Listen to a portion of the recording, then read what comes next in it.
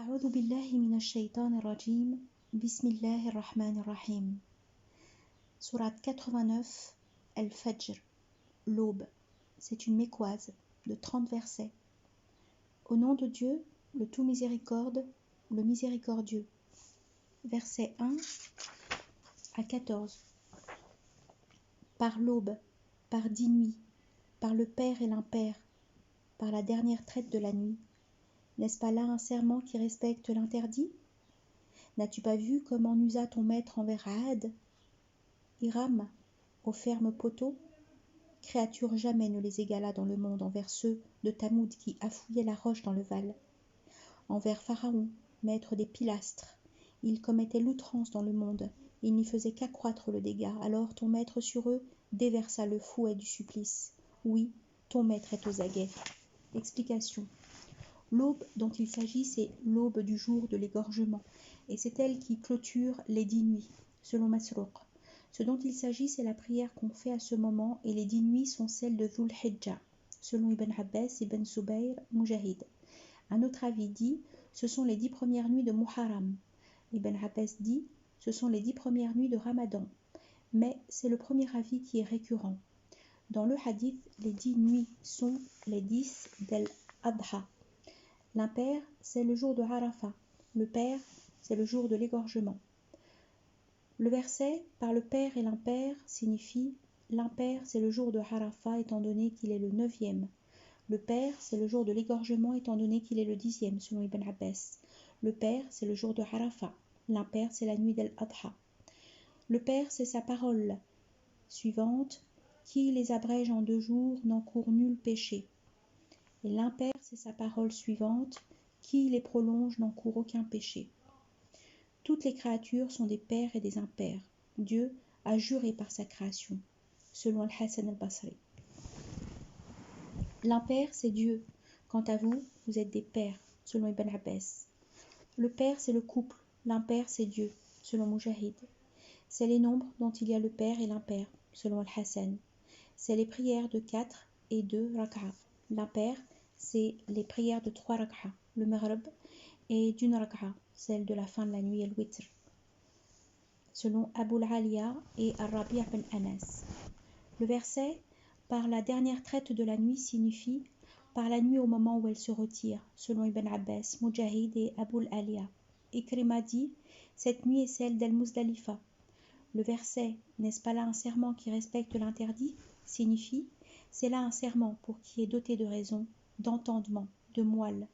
Ce serment est fait dans les moments de l'adoration, pèlerinage, prière, etc. Le verset « n'as-tu pas vu comme en usa ton maître envers Had » signifie « l'histoire des Had est citée dans la sourate des Redans, Al-A'raf. Ce sont un peuple de rebelles arrogants et désobéissants. Dieu cite comment il les a abolis afin que les croyants méditent sur leur abolition. C'est Had à qui Dieu envoya le prophète Hud alayhi salam démentir avec scélératesse. Alors Dieu sauva Hud et ceux qui crurent en lui, puis abolit les autres avec une tornade furieuse et mugissante. Le verset « Hiram aux fermes poteaux » est un complément d'information.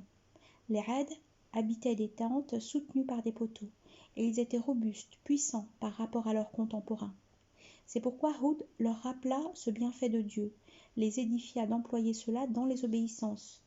En référence, ces paroles « Rappelez-vous quand il fit de vous des lieutenants après le peuple de Noé, et vous agrandit en avantages corporels.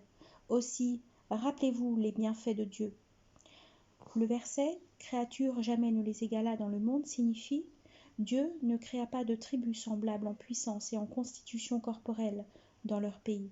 Et pourtant, il les anéantit tous en raison de leur déni. » Le verset envers ceux de Tamoud qui affouillaient la roche dans le Val signifie « ceux-là taillaient, creusaient dans les rochers ». En référence, ces paroles « même si vous entaillez les montagnes ingénieusement d'habitation ». Le verset envers Pharaon, maître des pilastres, signifie « les pilastres sont les soldats qui veillaient au maintien de son ordre ». Mujahid dit « il attachait les gens aux pilastres ». Les versets « il commettait l'outrance dans le monde » ils n'y faisaient qu'accroître le dégât signifie ceux-là se rebellèrent, généralisèrent le dégât sur la terre en nuisant aux gens, Le verset « Alors ton maître sur eux déversa le fouet du supplice » signifie « Alors Dieu fit descendre sur eux sa punition ». Le verset « Oui, ton maître est aux aguets » signifie « Dieu entend, voit, surveille les hommes pour rétribuer ensuite chacun selon son œuvre ». Versets 15 à 20. L'homme, ou bien quand son maître l'éprouve par ses libéralités et ses bienfaits, se borne à dire « Mon maître m'est libéral ». Alhamdulillah. Ou bien, quand il l'éprouve en lui mesurant son attribution, se borne à dire « Mon maître me fait affront ». Or, bien plutôt, c'est vous qui refusez toute libéralité à l'orphelin, non plus que vous n'exhortez à nourrir l'indigent, mais vous mangez l'héritage d'un appétit débordant, vous aimez la richesse d'un amour où tout passe. Explication. Dieu désavoue l'homme qui, recevant ses attributions et ses bienfaits, se dit que cela est un hommage pour lui alors que cela n'est pas vrai. En référence à ces paroles, s'imagine-t-il que ce que nous leur dispensons de richesses et de fils ne soit de notre part que façon de hâter pour eux les biens éternels? Mais non, ils n'ont pas conscience. Dieu désavoue aussi l'autre qui, ne recevant pas ses attributions, pense que Dieu l'humilie. Mais cela n'est pas vrai.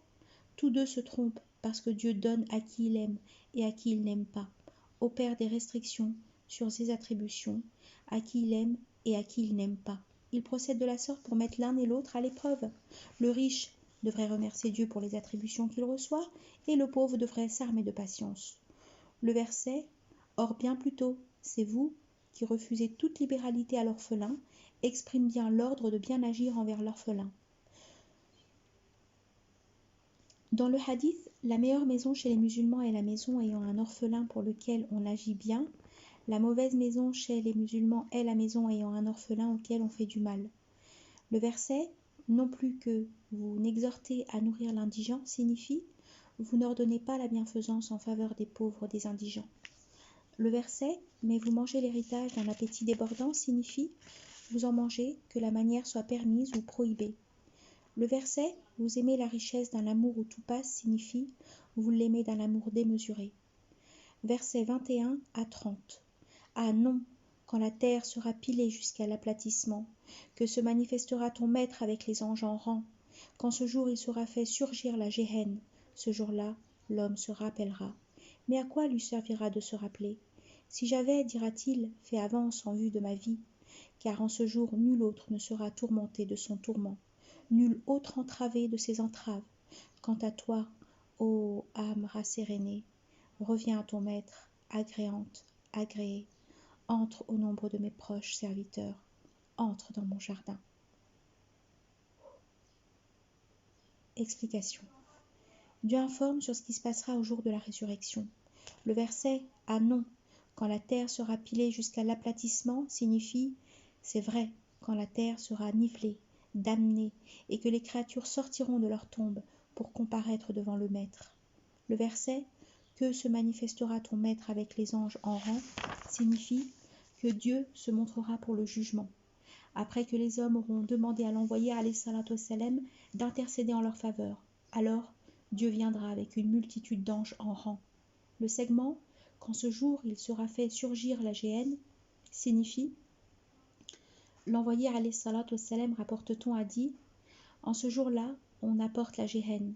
Elle a 70 000 longes, dont chacune est tenue par 70 000 anges qui la tirent. » Le segment « Ce jour-là, l'homme se rappellera » signifie « Il se rappellera à ce qu'il s'est acquis comme action ». Le segment « Mais à quoi lui se servira de se rappeler » signifie « Cela ne lui servira alors à rien ». Le verset « Si j'avais, dira-t-il, fait avance en vue de ma vie » signifie « Il regrettera d'avoir commis les désobéissances.